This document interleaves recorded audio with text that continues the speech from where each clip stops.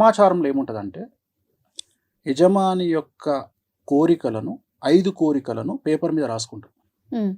ఈ కోరికలు మేము మిమ్మల్ని అడగం, పేపర్ మీద రాస్తాం. ఓకే. మీకు ఏం కావాలి అని మొదలే సంకల్పం రాసుకుంటప్పుడు పేపర్ మీద మీ నక్షత్రము, గోత్రము, ఆ కోరికలు 5 రాసుకుంటాం. 5 పర్మిషన్. ఈ 5 సక్సెస్ అవుతాయి. 5 కంటే ఎక్కువ రాసుకోవడానికి లేదు వామాచారంలో. ఈ 5 పేపర్ మీద రాసుకొని సైలెంట్ సంకల్పం ఉంటుంది. అంటే ఇవి అమ్మవారికి డైరెక్ట్గా నివేదిస్తాం. ఇగో వీళ్ళకి ఇది కావాలి, వీళ్ళకి ఇది కావాలి అని చెప్పుకుంటాం. సో ఇవి చెప్పినప్పుడు ఆయన మమ్మల్ని ఏమడుగుతాడంటే, మరి నువ్వు ఇక్కడ మందు వాడుతావు, ఈ కంట్రోలింగ్ నీకుందా? మందు ఖచ్చితంగా నువ్వు నెలకు ఇన్నిసార్లు మందు తాగాలి అని రూల్ ఉంటుంది. ఎందుకంటే ఎప్పుడైతే మేము దీక్ష తీసుకుంటామో, దీక్ష తీసుకున్నప్పుడు మా పొట్టలో అమ్మవారు ఉన్నట్టు మేము భావించాలి. మా పొట్టలో అమ్మవారు ఉంది. సో మరి పొట్టలో అమ్మవారికి ఉన్నప్పుడు నువ్వు ఫీడ్ చేయాలి కదా. అమ్మవారికి ఫీడ్ అనేది మందే. అమ్మవారికి ఫీడింగ్ అంటే మందు నాన్ వెజే కదా. నాన్ వెజ్ లో కూడా మటన్ అనేది మస్ట్ కదా. ఇవన్నీ ఉంటాయని మీకు ముందుగానే ఇవన్నీ తెలుసుకొని వామాచారము నా డ్రీము. వామాచారం నా డ్రీము. ఈరోజు సమాజము విమర్శించిన, సమాజం యాక్సెప్ట్ చేయకున్నా, వేణుస్వామి వాళ్ళ నాయనగారు పెద్ద పూజారి, మా నాయనగారు నిష్ఠాగరిష్ఠుడు. ఆయన జీవితంలో బ్రతికున్నంత కాలం అంగీ వేసుకోలే, షర్ట్ వేసుకోలే, షర్టు లేకుండా తిరిగిండు ఆయన. అలాంటి ఆయన కొడుకుగా, అలాంటి కుటుంబంలో నుండి వచ్చిన నేను పూర్తి కాంట్రాస్ట్ అయినటువంటి నాన్ వెజ్ వైపు రావడం అనేటువంటిది అతిపెద్ద నిర్ణయం నా లైఫ్లో. ఈ వామాచారంలో ఈ సబ్జెక్టును టచ్ చేసింది ఇప్పటి వరకు ఒక 2 టచ్ చేసినారు సినిమా ఇండస్ట్రీకి సంబంధించి. ఒకటి మిరాయి సినిమా, ఒకటి రాజమౌళి ఇప్పుడు రాబోయే సినిమా మహేష్ బాబు సినిమా. ఈ 2 సినిమాలు మీరు అబ్జర్వ్ చేయండి. మిరాయి సినిమా ప్రారంభం చేసినప్పటి నుండి రిలీజ్ అయ్యే వరకు మంచు మనోజ్ కాంట్రవర్సీలో ఉన్నాడు. చెప్పాలి, మీరు ఆన్సర్ చెప్పాలి. అవునా? ఎందుకంటే మిరాయి సినిమాలో బగాలాముఖి గురించి చూపిస్తాడు. చూశారా మీరు సినిమా? లేదండి. అయితే మిరాయి సినిమాలో బగాలాముఖి గురించి చూపిస్తాడు. దశమహావిద్యల్లో బగాలాముఖి ప్రాముఖ్యమైనటువంటి అమ్మవారు. జస్ట్ ఆ పాత్ర వేసినందుకే ఆయనకు అంత కాంట్రవర్సీ, సమస్యల్లో ఇరుక్కుంటారు. సో ఇది స్పెషాలిటీ. రెండవది, ఇక్కడ ఈ వామాచారం కాన్సెప్ట్ ఏంటంటే, మనం 100 కోరుకుంటే అమ్మవారు 200 ఇస్తుంది. Rajamouli cinema, Mahesh Babu cinema Varanasi launch చేసినప్పుడు మీరు అబ్జర్వ్ అయిన దాంట్లో వారణాసి సినిమాలో దాంట్లో మీకు చిన్నమస్తా దేవి గురించి చూపిస్తాడు. చిన్నమస్తా అమ్మవారు తల నరుక్కొని ఉంటది, ఆమె గురించి చూపిస్తాడు. జస్ట్ ఆ లాంచింగ్ లోనే హంగామా జరిగింది. అంటే నేను అనేది ఏంటంటే, ఇగో ఇంత సంచలనం ఉంటుంది లైఫ్.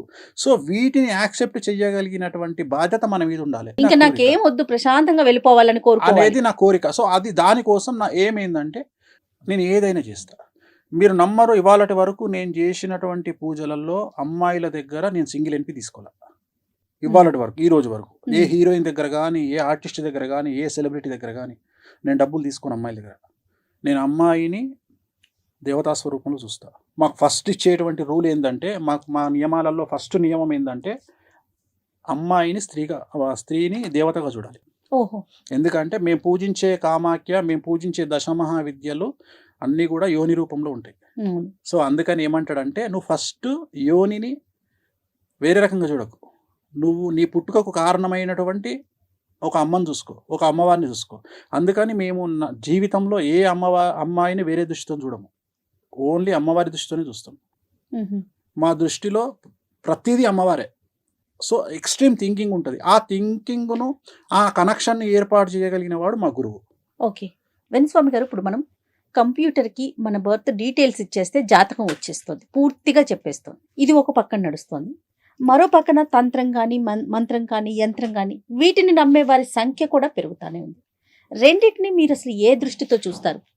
అసలు నేను సైన్స్ కంటే, నేను మిగతా వాటికంటే వీటినే ఎక్కువ నమ్ముతా. ఎందుకు నమ్ముతా అంటే, తాంత్రికం కానీ, భక్తి కానీ, భయం కానీ, దాంట్లో మార్పు ఏదైనా కావచ్చు. కొంతమంది దేవుడి దగ్గరికి భయంతో వెళ్ళే వాళ్ళు ఉంటారు, కొంతమంది భక్తితో వెళ్ళే వాళ్ళు ఉంటారు, కొంతమంది ప్రేమతో వెళ్ళే వాళ్ళు ఉంటారు. గూగుల్ సెర్చ్లో 2000 సంవత్సరం తర్వాత కనుక మనం గూగుల్ సెర్చ్ చేస్తే, టోటల్ జనాభాలో 8% మంది భగవంతుడి వైపు వచ్చినట్టు, భక్తి మార్గం వైపు వచ్చినట్టు గూగుల్ సర్వేలు చెప్తున్నాయి. 8% పెరిగింది. అండ్ ఇంకొకటి ఏఐ అంటారు కదా, ఆర్టిఫిషియల్ ఇంటెలిజెన్స్ వచ్చి బిగ్గెస్ట్ ఫెయిల్యూర్ కాబోతుంది నా ప్రిడిక్షన్. అంటే అది నేర్చుకోకపోతే, అది లేకపోతే భవిష్యత్తే లేదు అంటున్నారు కదా. కొన్ని జాబులు, కొన్ని జీవితాలకే క్వశ్చన్ మార్క్ వచ్చేస్తుందని వింటున్నాం. అంటున్నారు. మీరేం చెప్తున్నారు? నేను అదే చెప్తున్నా. నేను నిజమైన వర్త్ ఉన్న క్యాండిడేట్, నిజమైన విద్య ఉన్న క్యాండిడేట్, ఆర్టిఫిషియల్ ఇంటెలిజెన్స్ రావడం వల్లనే మన వర్త్ తెలుస్తుంది. మీకు అర్థమైందా? ఆర్టిఫిషియల్ అంటే మన కాంపిటీటర్ ఉన్నప్పుడే మన వర్త్ తెలుస్తుంది. మన సో విలువ ఇప్పటి తెలుస్తుంది. వరకు మన కాంపిటీటర్ లేడు. మన బ్రెయిన్కు, హ్యూమన్ బ్రెయిన్కు కాంపిటీటర్ లేడు. మనం ఎన్నో దాటిపోయినాం. ఇప్పుడు ఏ అనేది మనకు ఒక కాంపిటీటర్కి వచ్చింది. వచ్చి ఇప్పుడు ఏమంటుందంటే నువ్వా నేనా అంటుంది. Yes. ఇప్పుడు నేను అని ప్రూవ్ చేసుకునే అవకాశం వచ్చింది. Oh. ఇప్పుడు చాట్ జీపీటీలో మీరు మీ డేట్ ఆఫ్ బర్త్, మీ టైం కొట్టంగానే జాతకం చెప్తుంది. అవును. మీరు వేరే జ్యోతిష్కుడి దగ్గరికి పోవాలంటే ఎప్పుడు పోతారంటే చాట్ జీపీటీ కంటే ఇంకేదో విషయం అవతల మీకు ఆ జ్యోతిష్కుడు చెప్పగలిగినప్పుడే పోతారు. ఆ పరిస్థితి వస్తుందంటారా? ఇప్పుడు ఆల్రెడీ ఉంది కదా, నేను అదే చెప్తున్నా.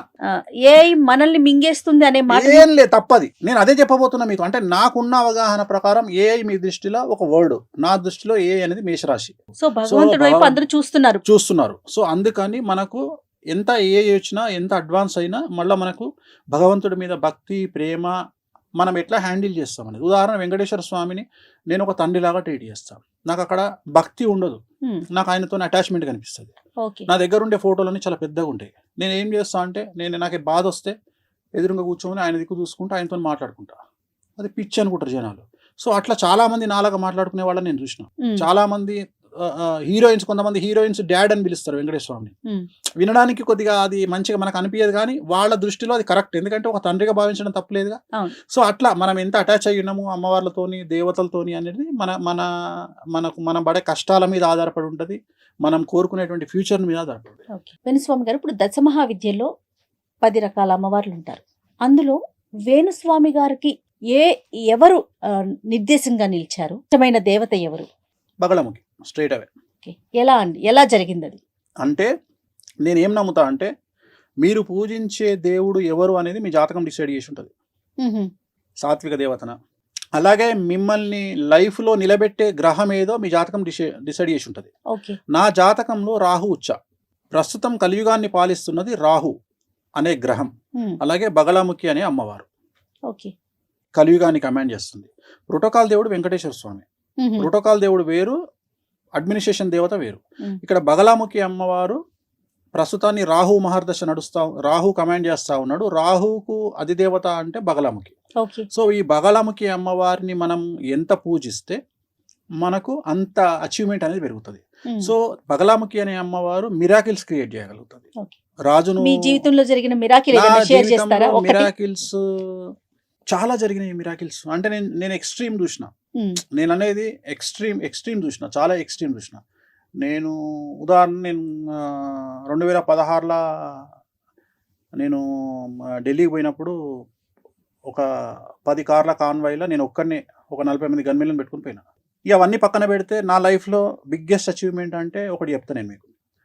లక్నో ఎయిర్పోర్ట్లో ఉన్న రాత్రి 9:25కు ఫ్లైట్, 8:30 అవుతుంది. అంటే అవతల ఎంత టైం ఉంది మీకు? ఇది 8:30 అంటే ఇది 40 నిమిషాలు, అది 25 నిమిషాలు, 55 నిమిషాలు టైం ఉంది. జనరల్గా మనము చెక్ ఇన్ లేకపోతే హ్యాండ్ బ్యాగ్ వేసుకొని పోయినా 45 నిమిషాల ముందు ఎయిర్పోర్ట్కి పోవాలి. నేను అప్పటికి డిప్యూటీ సీఎం ఇంట్లో శివపాల్ యాదవ్ ఇంట్లో. నేను అంటున్నా ఫ్లైట్ టైం అవుతుంది, 9:25కు ఫ్లైట్ వెళ్ళిపోతుంది అంటే బయట అంటున్నా ఆయన. కూసో అంటాడు. నేను ఏంది సార్ ఫ్లైట్ పోతుంది? అరే నువ్వు ఎక్కకపోతే ఫ్లైట్ ఎక్కడికి పోతుంది, కూసో అన్నాడు. మీరు నమ్మరు, నేను 9:30కు ఎయిర్పోర్ట్ ఎంటర్ అయినా.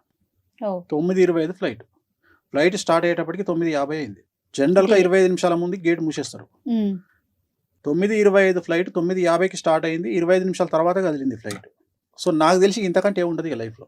అంటే నేను అనేది మన కోసం ఫ్లైట్ ఆపడం అనేది ఇక అది ఎక్స్ట్రీమ్. ఇక లైఫ్లో ఇంత ఎక్స్ట్రీమ్ చూసారు కదా, ఇంత సాడ్ మూమెంట్ ఏదైనా చూసారా? అంటే పీక్స్ చూసేశారు, చెప్పలేనన్ని పీక్స్ చూసానని చెప్తున్నారు. ఏదన్నా ఒక బాధపడిన సందర్భం, చాలా అతి ముఖ్యమైన ఒక సందర్భం చెప్పండి. 2001 అనుకుంటా, ఐ థింక్.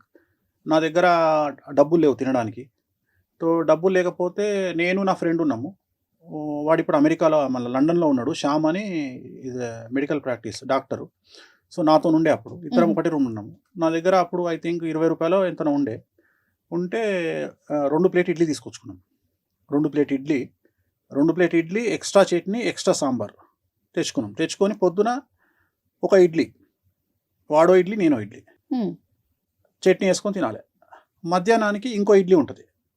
2 ప్లేట్ ఇడ్లీ కదా, 4 ఇడ్లీలు. ఇంకో ప్లేట్ ఇడ్లీ వాడు నేను మధ్యాహ్నం తినాలి. తిన్నాక సాంబార్ మిగులుతుంది, రాత్రికి సాంబార్లో వాటర్ కలుపుకొని తాగేది. ఓన్లీ వన్ డే, నా లైఫ్లో వన్ డేనే ఉన్నట్ల. అలాంటి ఒక రోజు వచ్చింది మీకు కూడా? నాకు వచ్చింది. And for more videos, Please subscribe to iDream channel. Subscribe to iDream Media. Please subscribe to iDream. Please subscribe to iDream. Please subscribe iDream. And please subscribe to iDream. For more videos, subscribe to iDream. please like, share, and subscribe to the channel. Congratulations, iDream. Subscribe to iDream. Subscribe to iDream. So subscribe to iDream Media. iDream ki iDream team andarki huge congratulations. Please subscribe iDream Media. Please subscribe to iDream. Subscribe iDream. Please subscribe to iDream. iDream అంటే నా కళల channel subscribe చేసుకున్న నోరు తిరుగుతలేదు, మీరైతే గంట గుర్తు కొట్టండి. For more such videos, please subscribe to iDream. Subscribe to iDream. Please subscribe to iDream. Please subscribe iDream Media. Please do subscribe to iDream. Please subscribe to iDream Media. For best entertainment and information, please subscribe iDream. And don't forget to subscribe to iDream.